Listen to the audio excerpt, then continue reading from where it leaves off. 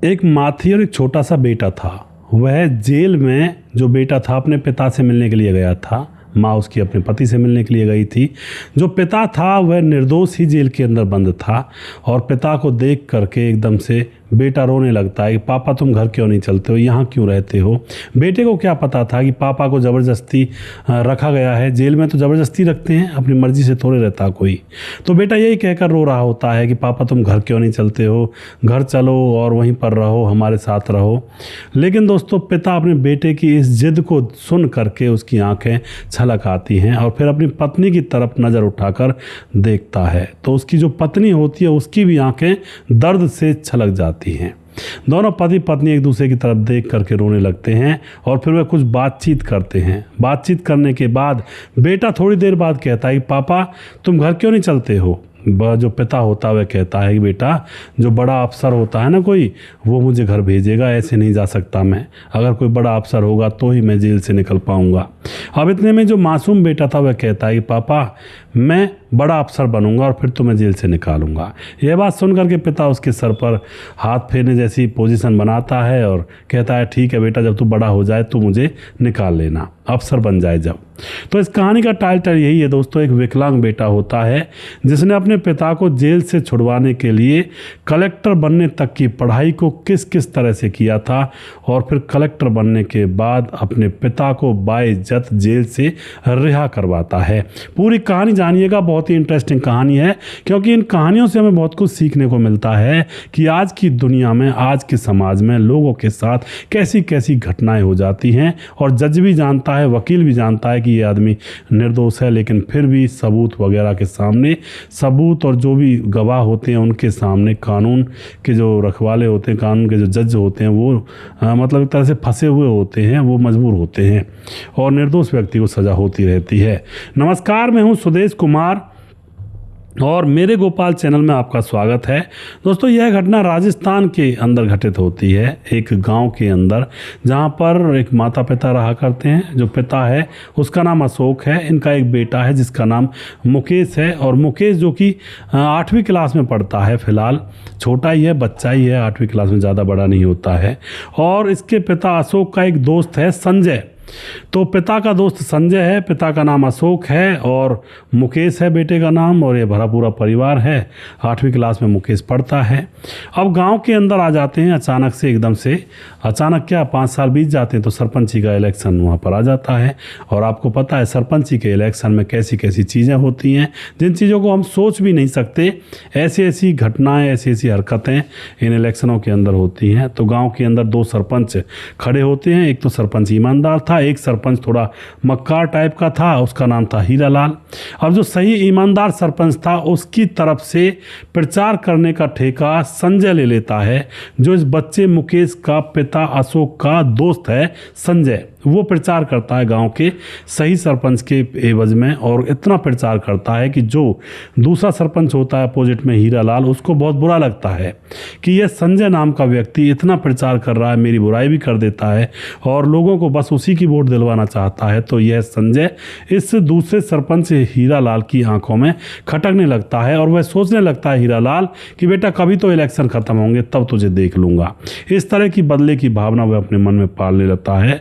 लेकिन दोस्तों अंततः यही होता है जो ज़्यादातर होता है गांव के अंदर, अच्छा सरपंच तो हार जाता है और बुरा सरपंच हीरालाल जीत जाता है। और हीरालाल जब जीतता है तो अब उसके सर पर संजय से बदला लेने की धुन सवार हो जाती है। अब संजय से बदला एकदम ऐसे तो नहीं लिया जा सकता था, मौका देखा जा रहा था। अब एक दिन की बात होती है, संजय और उसका दोस्त अशोक और अशोक का बेटा मुकेश ये बाज़ार में कुछ चीज़ खरीद रहे थे, घर के लिए सामान खरीदने गए थे। और वहीं बाज़ार में अब हीरालाल के जो लोग होते हैं उनको पता लग जाता है तो वह पूरी खबर देता है और तुरंत बहुत जल्दी लठैत वहाँ पर इकट्ठे हो जाते हैं और फिर वहाँ पर हीरालाल पहुँच जाता अपने लोगों के साथ और संजय की पिटाई शुरू कर देता है। संजय को पिटता देख उसका दोस्त जो इस बच्चे का पिता अशोक होता है वह टूट कर पड़ता है, संजय को बचाने की कोशिश करता है, मगर दोस्तों वह संजय को बचा नहीं पाता है। संजय की मौत हो जाती है और इधर जो अशोक होता है उसके बेटे मुकेश के पाँव में ऐसा लट लगता है कि उसका पाँव क्रैक हो जाता है और वह चलने की हालत में नहीं रहता है।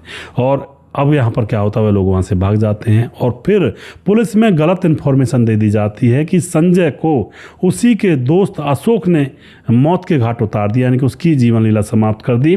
क्यों कर दी? क्योंकि संजय ने अपने दोस्त अशोक के बेटे मुकेश के पाँव में लठ मारा था, उसके पाँव को क्रैक कर दिया। इसलिए मुकेश के पिता अशोक ने अपने दोस्त संजय को इस दुनिया से मिटा दिया पीट पीट करके।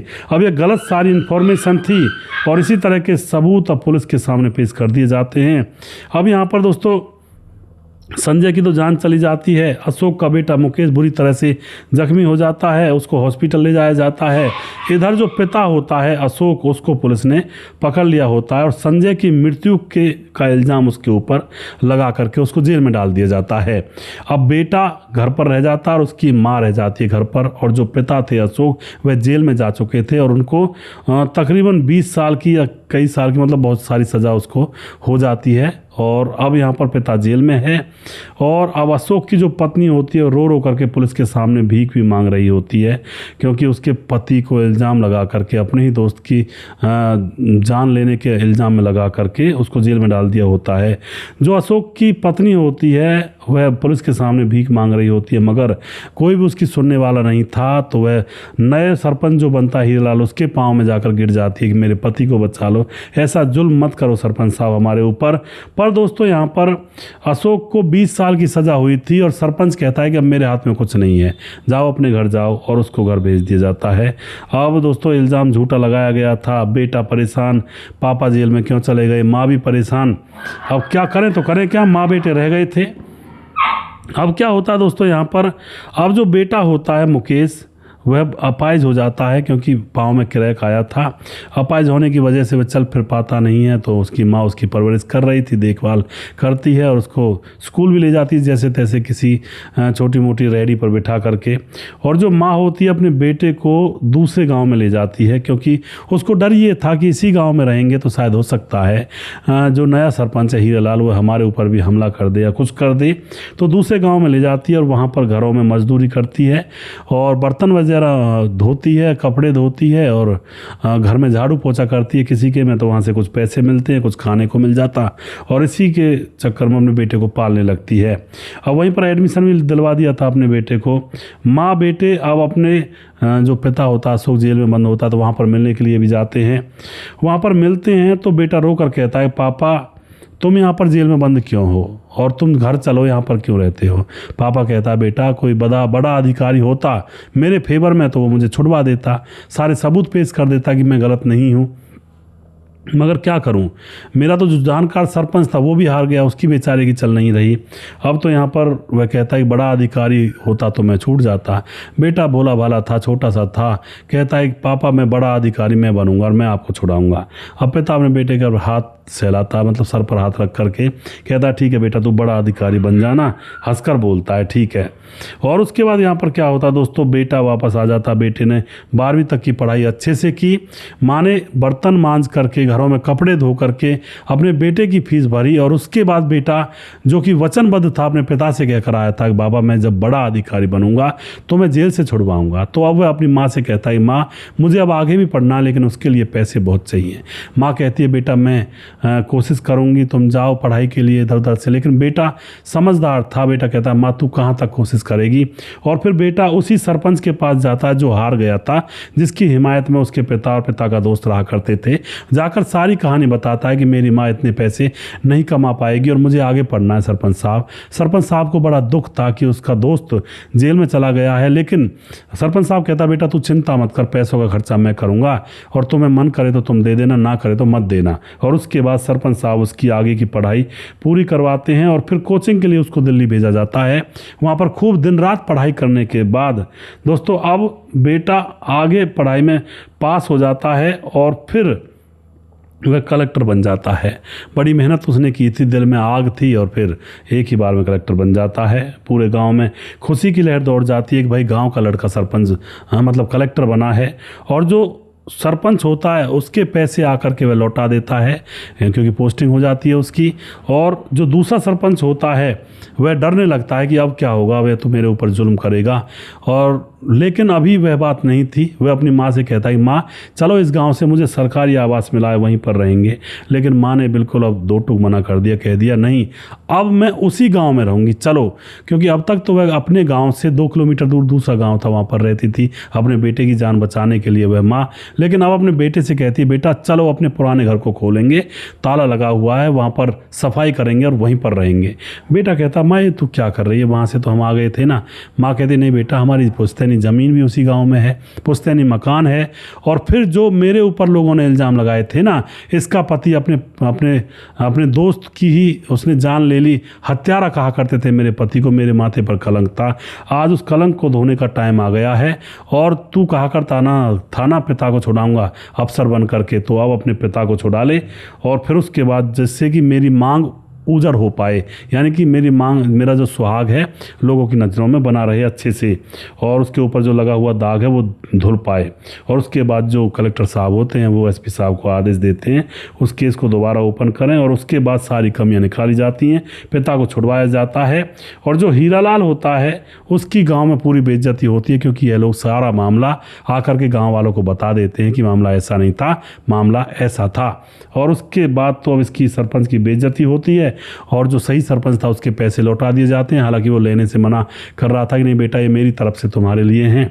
और उसके बाद अब अगली बार इलेक्शन होने वाला था, तो वह जो हीरालाल सरपंच था गांव ने किसी ने भी उसको वोट नहीं दी कि ये तो गुंडा टाइप का आदमी है, और उस पहले वाले सरपंच को वोट दी और वो सरपंच बन जाता है। इन माँ बेटे की और पिता की ज़िंदगी संवर जाती है। मगर जो दोस्त था पिता का संजय, वो बेमौत मारा जाता है, उसकी जान चली जाती है। ऐसा इस कहानी के अंदर होता है दोस्तों। मतलब कौन सा ऐसा गांव है जिस गांव के अंदर ऐसे कारनामे ना होते हों। सरपंची जब आती है, इलेक्शन आते हैं, तो उस टाइम मतलब एक से एक आदमी निकल कर आता है, मतलब दिखाता है कि देखो मैं ऐसा हूँ। और आस पड़ोस में रहने वाले जो लोग होते हैं ना, अब तक तो वो बातें करते थे एक दूसरे से, एक दूसरे का सुख दुख जानते थे।